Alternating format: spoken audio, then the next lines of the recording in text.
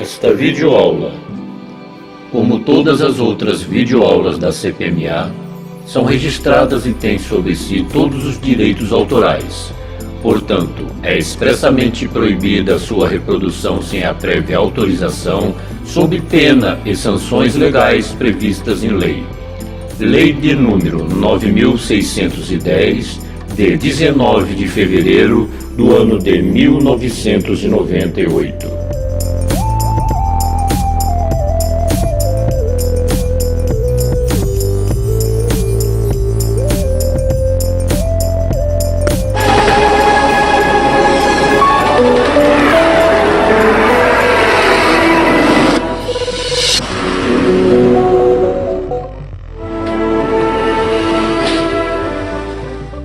Durante o próximo século e meio, tomamos o mundo que havia nos dominado e o transformamos nisso, um ambiente eletrificado que corresponde às nossas necessidades. Nós controlamos o nosso clima, processamos informação e cuidamos da nossa saúde com a energia que circula centenas de quilômetros através de uma rede de transmissão interligada que abrange todo o país.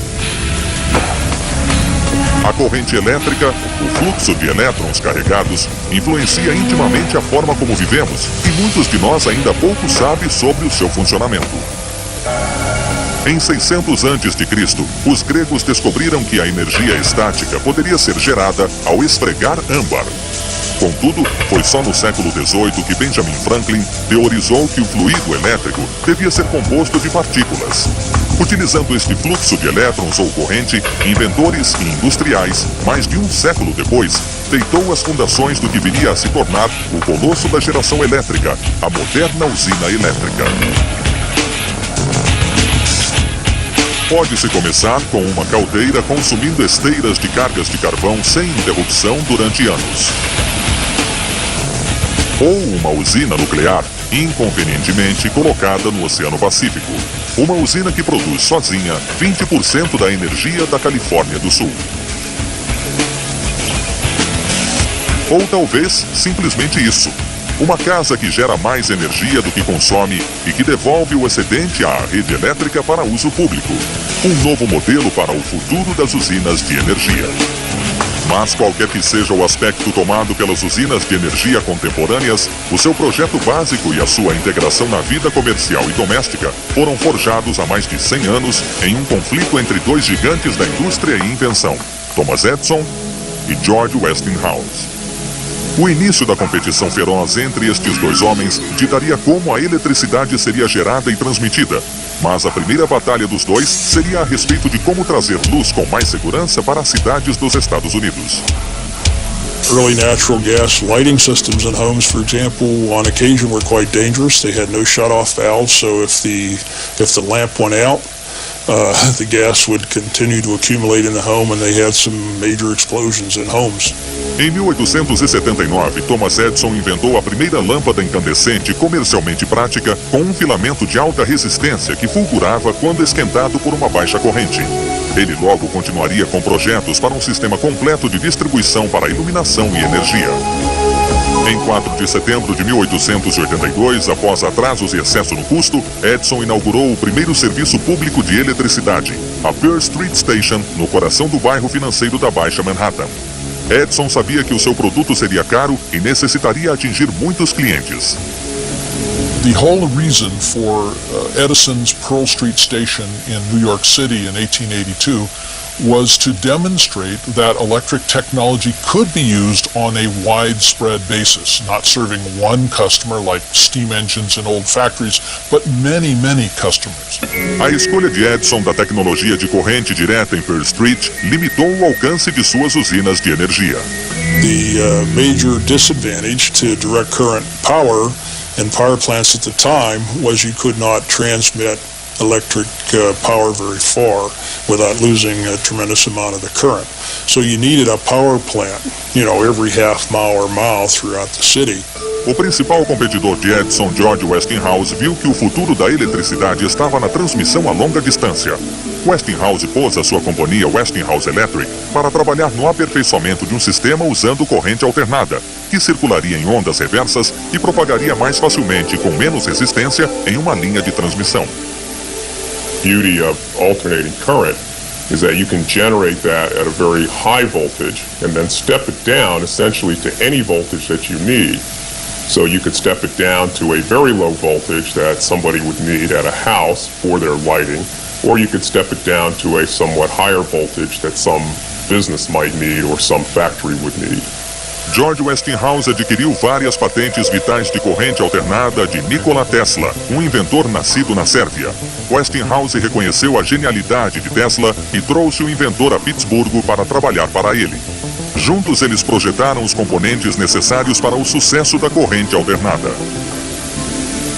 In 1887, George Westinghouse invented a meter for alternating current. If he thought if you were going to make alternating current commercially available, you're going to have some way of measuring what you're going to sell to your customers. A busca agressiva de Westinghouse da tecnologia da corrente alternada o colocou em conflito direto com Edison. It was a battle of business and technological giants, Thomas Edison versus George Westinghouse. This is called the Battle of the Currents, and it was essential because the technology that won would dominate the industry for the remainder of the foreseeable future. Com tanto em jogo, não foi surpresa quando a Batalha das Correntes teve uma reviravolta desagradável. Edison se excedeu ao fazer lobby com as autoridades do estado de Nova York para que o produto de seu concorrente, a corrente alternada, fosse usada para executar os condenados na prisão de Sing Sing. I guess perhaps the lowest blow is when they were looking for a word to describe this. Today we say a person is electrocuted, but at the time they didn't have a term, and Thomas Edison suggested that they use the word Westinghoused, that the condemned man was Westinghoused, and obviously it's very, very upsetting to George Westinghouse. Mas Westinghouse se concentrou na competição industrial em si e deixou o adversário cortejar a opinião pública. World's Fair coming up in 1893 in Chicago, and they asked for proposals to illuminate the fair, to light it at night, realizing that nowhere in the world had a major event ever been illuminated at night before. Westinghouse ofereceu $500 mil, metade do que Edison ofereceu, e ganhou o contrato. Ele aproveitou a vantagem da oportunidade para promover o seu produto. So he installed a complete alternating current power plant that was on display for everyone to see. It had a giant Westinghouse alternating current switchboard, and the impressive part of that was that there was only one operator. One operator could control all the electrical equipment for the World's Fair of 1893. 67 milhões de americanos e visitantes estrangeiros compareceram à Feira Mundial de Chicago em 1893. Tesla e Westinghouse estavam certos de que deixaram o local da feira com uma boa ideia de quem estava vencendo a Batalha das Correntes. Both George Westinghouse and Nikola Tesla realized this was an opportunity to really showcase the potential of alternating current. One display, they had this huge word, power, and at night there were electrical currents, just like little bolts of lightning flashing all around this illuminated word. Após este sucesso dramático, Westinghouse estava preparado para o seu grande desafio: a competição apertada contra Edison pelo direito de construir a maior usina elétrica do mundo. As Cataratas do Niágara. Durante centenas de anos, o homem sabia que a força da queda de água poderia ser convertida em energia mecânica, a energia para mover moinhos.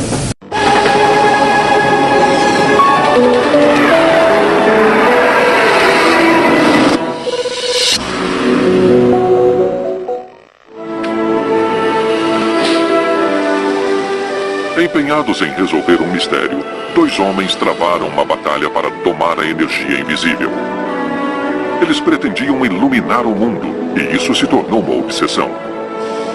A corrida para controlar e distribuir energia elétrica viraria uma guerra entre dois gênios, Thomas Alva Edison e George Westinghouse.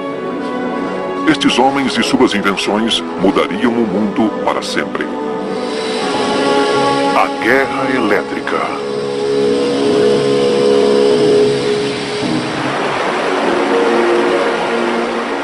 As lendárias cataratas do Niágara, na fronteira do Canadá e Estados Unidos, são uma incrível fonte de energia. 120 anos atrás, geradores elétricos movidos pela imensa força das águas correntes começaram a utilizar o poder destas quedas.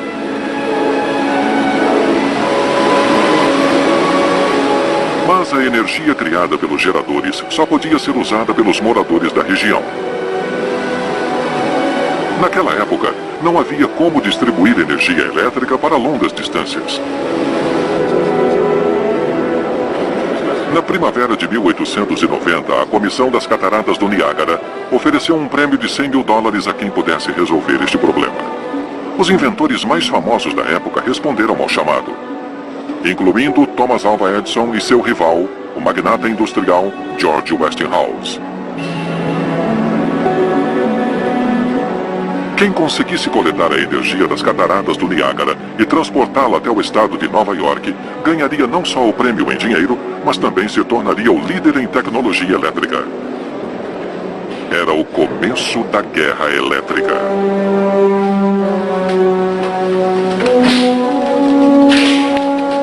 Doze anos antes, no seu laboratório em Menlo Park, na cidade de Nova York, Thomas Edison estava trabalhando em um projeto ambicioso. Ele queria iluminar o mundo, levando a eletricidade a todos os lares da Terra. Edison e sua equipe, que deviam jurar segredo, trabalhavam dia e noite, raramente dormindo mais que 4 ou 5 horas. Thomas Alva Edison veio de uma família pobre. Quando criança, ele ganhava dinheiro entregando jornais. Ele tinha problemas de audição e era um aluno mediano. Ainda morando com seus pais, ele começou a inventar, fazendo experiências com antigos equipamentos de telégrafo. Em 1869, Edison se mudou para a cidade de Nova York para tentar a sorte. No centro financeiro da América, informações eram um bem precioso, e o telégrafo as transmitia pelo país inteiro. Custos de transporte em São Francisco cruzavam com os de Chicago. Tarifas do aço de Pittsburgh. Toda a informação era reunida aqui. Edison conseguiu um emprego na Law's Gold Indicator como operador de telex do mercado de ações. Um dia, quando a máquina de telex quebrou, Edison percebeu sua chance. Trabalhando sem descanso, não apenas consertou o equipamento, como fez vários ajustes, melhorando a máquina. Seu chefe ficou tão impressionado que deu ao surpreso Edison um cheque de $36 mil. Usando o dinheiro como capital inicial, Edison passou a trabalhar por conta própria. Em 1876, montou seu primeiro laboratório de pesquisas industriais. Menlo Park é a parte mais importante na vida de Edison. Ele ficou lá por apenas 5 anos. Quando se mudou, ele criou algo que não existia naquela época, um laboratório de pesquisa e desenvolvimento. Seu único objetivo era desenvolver novas tecnologias. Edison escreveu a um amigo dizendo, vou desenvolver uma grande invenção a cada 6 meses e uma menor a cada 10 dias. Havia muitas pessoas trabalhando em várias partes de um projeto, e essa era a novidade que ele criou em Menlo Park, o primeiro laboratório de pesquisa industrial. Edison nem imaginava que seu interesse em eletricidade o levaria a uma batalha de aptidões com um oponente poderoso.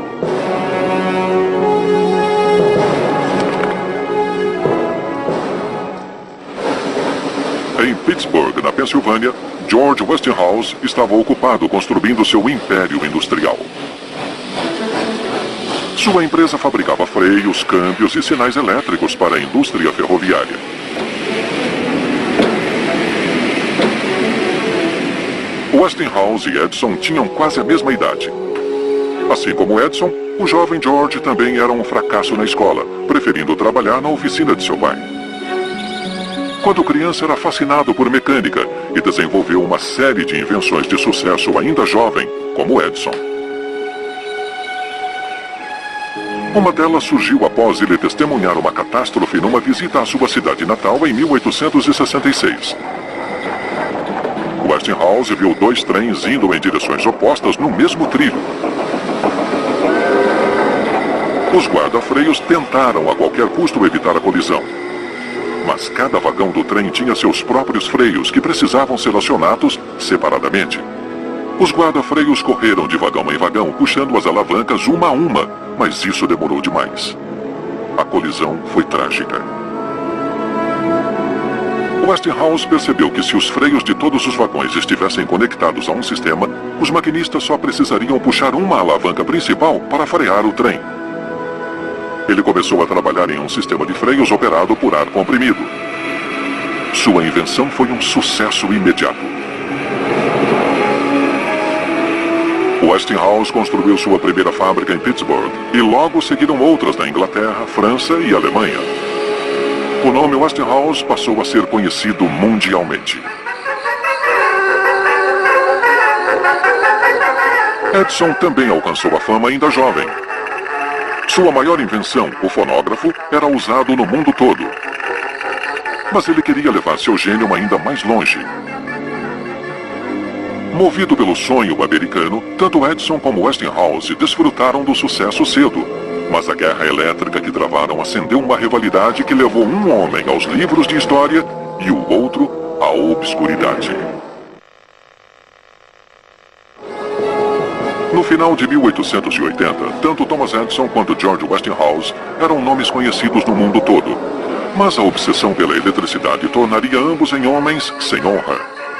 Por muitas décadas, lâmpadas a gás iluminavam as ruas e casas em cidades ricas do mundo. Mas o gás era perigoso, propenso a explosões. A chama exposta manchava as paredes, usava muito oxigênio e causava dores de cabeça. Um sistema elétrico barato e seguro resolveria esses problemas, mas o alto custo e a resistência à mudança mantinham a eletricidade fora de questão. Fama e fortuna esperavam pelo inventor que pudesse resolver este dilema. Em Connecticut, Edison já estava trabalhando em um novo tipo de iluminação, a lâmpada de arco. Esta lâmpada fazia um barulho de assobio alto e soltava fumaça. Era completamente inapropriada para um lugar fechado. Se fosse possível gerar energia elétrica com segurança e controlar a distribuição, os lucros seriam imensos. Hoje, a eletricidade é uma fonte comercial importante e as empresas que fornecem este tipo de energia estão entre as mais poderosas do mundo.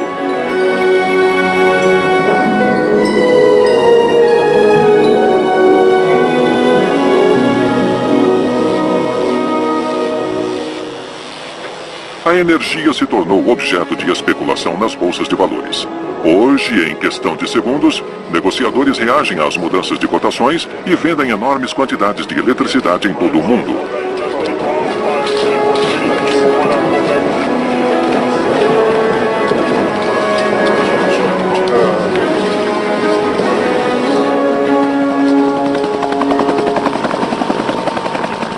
A base deste negócio é um sistema de distribuição eficiente. Eletricidade pode ser transmitida por toda a Europa, viajando por milhares de quilômetros. O sistema de distribuição é monitorado constantemente para estar sempre atualizado. Como regra, estações de energia na Europa são operadas a 60% de suas capacidades.